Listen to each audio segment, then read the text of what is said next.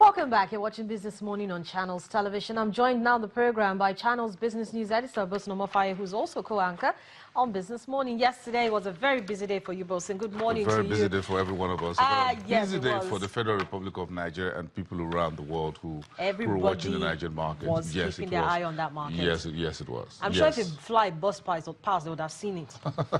So, take us through the trade. You know, you were there and, you know, were part of those who actually launched it.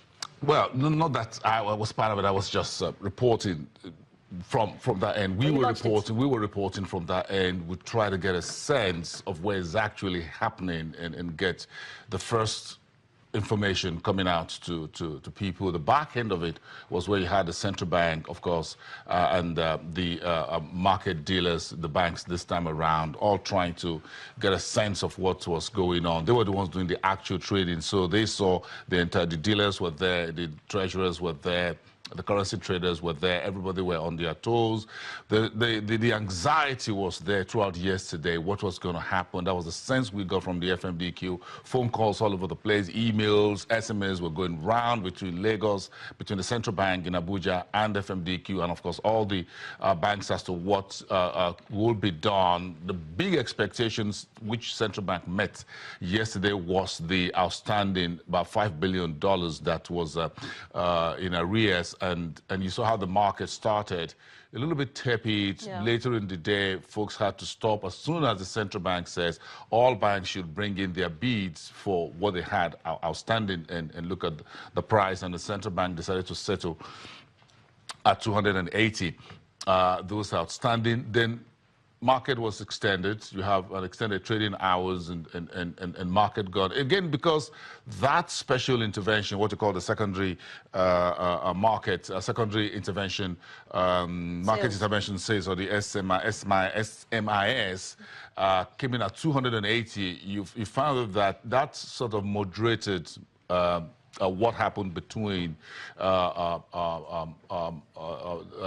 the secondary market between dealers and others at about 281, 282, 283, 284, exactly. 285. So you didn't see what you call a runaway price. But then you see a lot of people seem not to be so clear about what exactly the price is.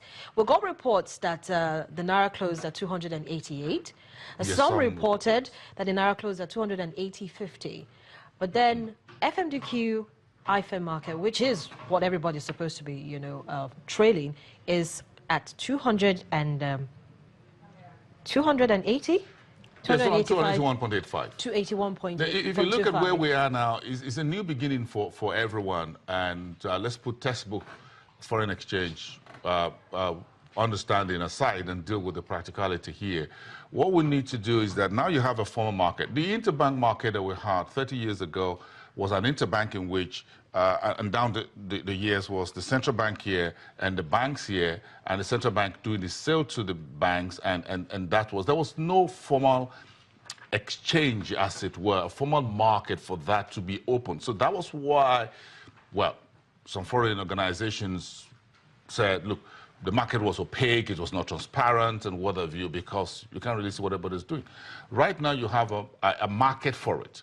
And the central bank is driving through this process via the FMDQ OTC Securities Exchange, a little bit like a twin sister, twin brother to the Nigerian Stock Exchange for stocks. So we all need to understand that reporting this, therefore, has to become a lot more, we need to be more careful in how we push out the figures. The FMDQ will publish at the end of every trading day the closing price for the Naira. That is the last transaction, the last deal between ask and between a bid and ask, or what you call buy and sell, in a simple by the last consummated price before the market, as at the market close, is what you will have on the FMDQ page. So we need to get people to understand that will be the closing Naira dollar value for that day. However, between 10 o'clock in the morning and when the market will close in the afternoon, or 2 o'clock in the afternoon, there will be what you call the intraday prices. And intraday prices and indicative whatever could be at any point. Again, between the intraday, you also have at least about 2 different or 3 different layers of prices. And this is where reporting this becomes very, very careful. You will have what you call a buy price and a sell price. And that could be at various levels. Someone could say, I want to buy at 250. Someone wants to buy at, well, let me get a bit bogus, 500. There's no trade done until you see a trade that is settled between a willing buyer and a willing seller. That is a price for the Naira and that contract at that point in time. So if you have $1 million to sell, Bosin and Harriet, if I quote 500 Naira and you said you wanted at 250, there's no deal. But if we settle that deal at 280, for example, that is the price that you can say that deal was good. But that does not mean that that is the price of the Naira for the day, but that is the price at which that particular transaction was settled between a willing buyer and a willing seller. So we need to put this all out there, that will be a different price, but that does not mean the closing price. So you can have a transaction at 280 consummated at 11 o'clock in the morning. The market closes at 2 o'clock at a final price of 270 or 260. So the closing Naira dollar value for the day is 260. However, between 9 a.m. and 2 o'clock in the afternoon, there was a deal done at 280. It would be wrong, therefore, to go out the second day and say Naira crashes or falls to 280.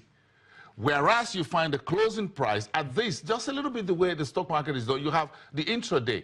Between the opening and the close, you have different price modulation in which price goes up and down. So I would have bought a particular stock at a different price at 10 a.m., at 11 or 12 o'clock. Stocks close at 2:30. At 2:29 p.m., which is a minute to closing, I could buy that stock much lower than you bought it, Harriet, at 11 o'clock in the morning. Or I could have bought it on demand and supply. But what do you report at the end of the day, or the following day, the newspapers or whatever, is the closing price that you see. It will be wrong, therefore, if you say the shares of Channels Television PLC, well, that's not quoted yet, so in case someone, well, Channels is not quoted yet. So it says that the price of Channels Television is 1,000 Naira in intraday, but at the closing bell, it was 950. Then you said China's price for the day was 1,000 Naira. That would be erroneous because the closing price that the stock exchange will publish will be 950. Okay, so does this also apply when the futures trading kicks off? The futures is, all this discussion is about the spot market. The spot market. Yes, about the spot market in which cash here, delivery here, okay, we match it right there on the spot and you just clear the trade. For the futures market, it's a little bit technical, but to bring it down, it's a little bit of saying, look, I'm going to pay days for this volume of dollars. I want delivery at XY date in the future. And that's why you just write an S behind it, call it the futures market, because it's sometime in the future. It's a contract. So we enter into it. That would involve the active participation of, at some point, of FMDQ, that's in charge of the interbank market, and the central bank as the big brother in the house. That will have to keep settling over time, well, depending on whether the price at which you enter the contract on June the 21st, which is today, for example, will be different depending on market vagaries over the days and months until delivery is done. Okay. Just to make sure, and this is why you need the central bank to be sure that there is no problem in the market, because you have to deliver what you have priced and what you're willing to pay and what you have decided to pay. That's what I mean. But sorry, just to, sorry to yes, jump in here, but we had a lot of complaints when this trading started yesterday. Some people said they actually went to the banks to try to get very forex, interesting, yes, and they couldn't. They were told that they didn't have, some banks said they didn't have, and for those who had, you were asked to queue for as much as 3 to 4 weeks. Is this what's going to continue to be obtainable in the coming days? Because a lot of people feel that with the start of this IFEM, it will make it easier for you to walk into your bank and be able to get forex. It will make it easy, but you don't expect it to be easy on the first day. Again, because you just introduced a new trading system, a new trading engine. Now, this is the first walk in the pack. But again, you got to open the gate of the park. You don't just go into the Disneyland just by the gatehouse. Hold on a second. You need a ticket. Okay. Then you get on the truck. Then you're going to say, okay, I want to see what the Disneyland looks like. So we'll come back and we'll continue talking about Disneyland. I really want to go to Disneyland. I wish.